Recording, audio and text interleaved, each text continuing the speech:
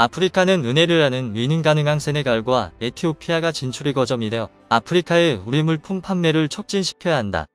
차츰차츰 동장도 짓고 전투기 안 사도 좋으니까 그 돈으로 학교 세우고 선생님들 월급 주라고. 나중에 잘 살게 되면 100대씩 사가라고. 네티즌들이 왜 그렇게 반응하고 댓글을 달았을까요? 이유를 한번 봅시다. 현재 한국은 말 그대로 무의 서류를 창조해내는 수준의 놀라운 기적으로 검은 대륙이라 불리는 최악의 환경을 가진 아프리카 대륙에 차곡차곡 생명을 불어넣고 있습니다.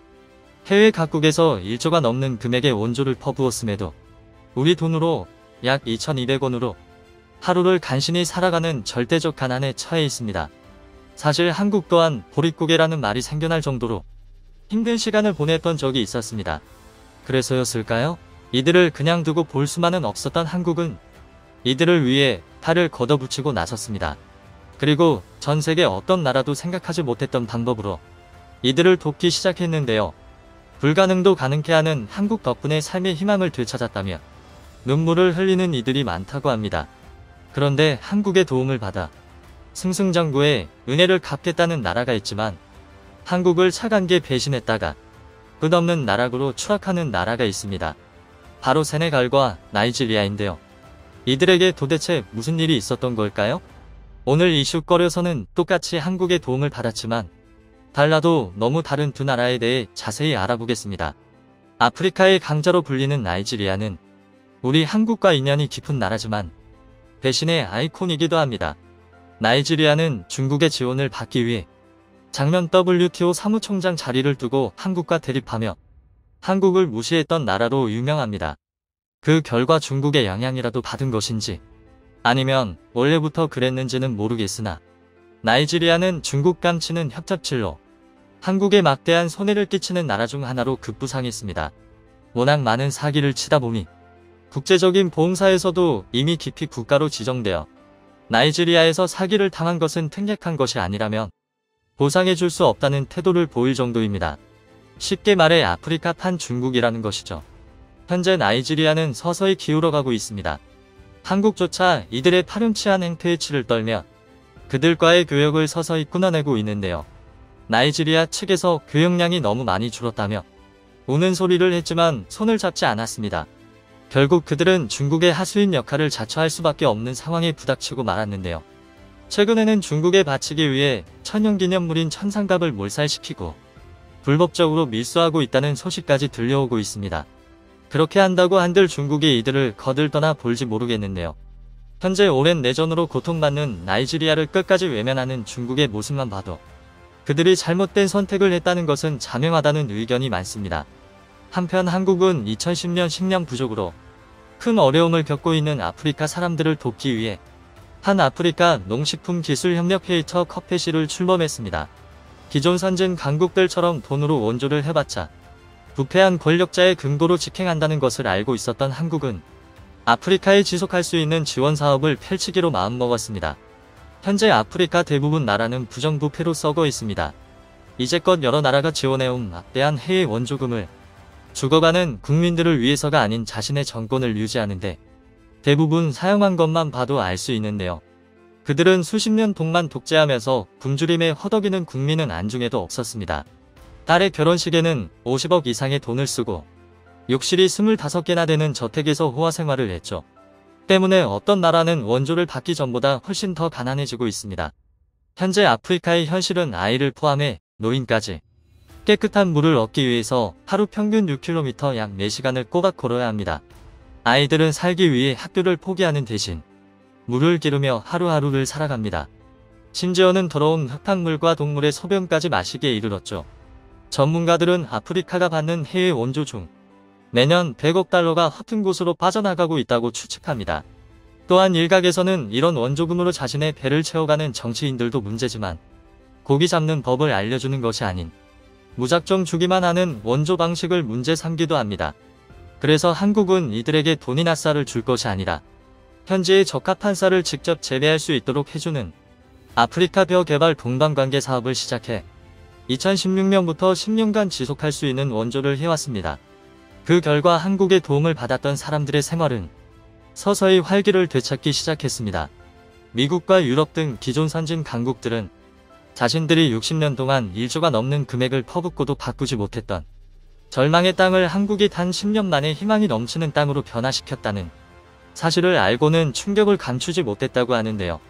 그런데 참여국 중 하나가 나이지리아입니다. 하지만 이들은 결국 중국이 쓰다 버릴 장기말 중 하나에 불과합니다. 현재 중국은 나이지리아를 포함한 아프리카 전역에 거대한 빨대를 꽂고 있습니다. 공동성장이라는 달콤한 말로 꼬드겨 1대1로 사업에 동참시킨 것인데요. 나이지리아는 나라 곳곳에 깔리는 석류관이 본인들의 국고의 재산을 쪽쪽 빨아먹고 있다는 것도 모르고 중국의 절대적인 충성을 맹세하고 있습니다. 실제로 중국은 나이지리아가 혼자 힘으로 할 수 없는 철도 도로 교량 건설을 돕고 있다면서 중국을 침공하기 바쁜 조나단 코커 전 중국 주재 나이지리아 대사를 보면 중국 편에 섰다가 채무 불이행 위기에 빠진 잠비아처럼 나이지리아 또한 중국의 모든 재산을 빨아먹힌 산송장꼴을 면치 못할 거라는 분석이 많습니다. 반면 한국의 도움을 받고 제대로 받아들여 희망의 나라로 재탄생한 나라도 있습니다. 바로 세네갈인데요. 이들은 한국의 도움을 잊지 않고 한국이 심어주고 간 희망의 씨앗을 싹 틔우기 위해 열심히 노력하는 대표적인 나라 중 하나입니다. 대서양 연안의 세네갈은 서아프리카 국가 중에서도 가장 많은 쌀을 소비하는 국가입니다. 세네갈은 국가가 벼의 1만큼 쌀에 진심인 나라였습니다. 하지만 최근 몇 년 전까지만 하더라도 세네갈은 심각한 식량 부족에 시달렸었죠. 전체 가구 중 18.8%가 식량 부족을 겪었습니다. 쌀이 주식임에도 자급률이 낮아 소비량의 절반 이상을 수입에 의존해왔으나 수입도 돈이 있어야 할 수 있습니다.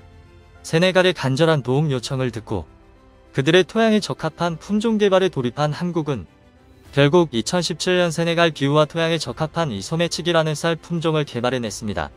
이 소매치기 품종은 한국의 식량 문제를 단기간에 해결해 주었던 허문회 박사가 개발한 통일벼를 활용해 개발한 신품종입니다. 1960년대 가난한 한국을 먹여 살리기 위해 필리핀 소재 국제미작연구소에 근무하던 허문회 박사는 IR667이라는 품종을 개발해 1972년부터 국내에서 통일벼라는 이름으로 보급됐습니다. 1977년 마침내 쌀 자급자족을 이루게 한 신화적인 품종이죠.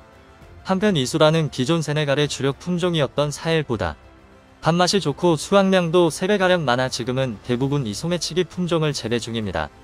2018년부터 세네갈의 농업연구청이 보급을 시작한 후 재배 면적이 500헥타르에 불과했다가 2021년에는 무려 2만 헥타르로 폭풍 성장하고 있습니다. 이뿐만이 아니라 세네갈 현지에서 쌀을 판매하는 단체인 리페드 리프트에 따르면 이 소매치기 쌀은 kg당 800원에 판매되는 반면 사헬은 약 700원에 판매되고 있습니다.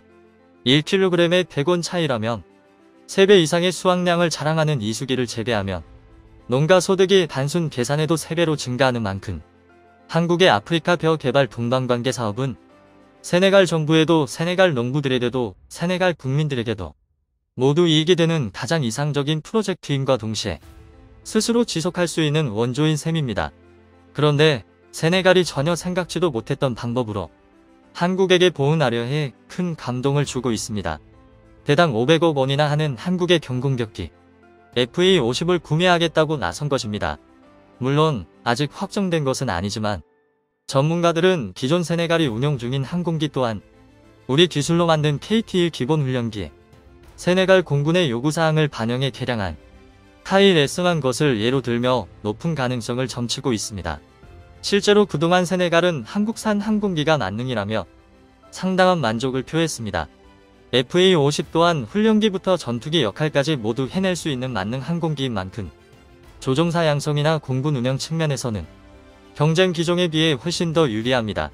하지만 그렇다고 해서 한국의 KT-1이나 FA50이 뛰어난 성능에 가격까지 착한 훈련기는 맞지만 그렇다고 유일무이한 최고의 훈련기인 것은 아닙니다.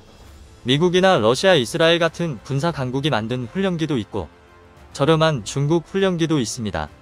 그런데 세네갈은 타국의 훈련기는 거들떠보지도 않고 오직 한국의 FA50을 바라보고 있습니다. 이는 그동안 한국이 그들에게 보여왔던 선의가 그들 마음속에 남아있기 때문이며 이것은 곧 한국에 대한 무한한 신뢰로 탈바꿈했습니다. 이처럼 한국의 도움을 받고 한국과 우호적인 세네갈은 전투기 한 대 없던 시절을 벗어나 어느덧 FA50이라는 절대 싸지 않은 다음 세대의 훈련기까지 염두하고 있을 정도로 성장했습니다. 한국과 서로 도움을 주고받으려고 노력하고 있기까지 하죠. 세네갈이 이대로 꾸준히 성장해서 서로에게 없어서는 안 될 정도의 영향을 주고받으며 한국과 긍정적이고 발전적인 관계를 이어나갔으면 좋겠습니다.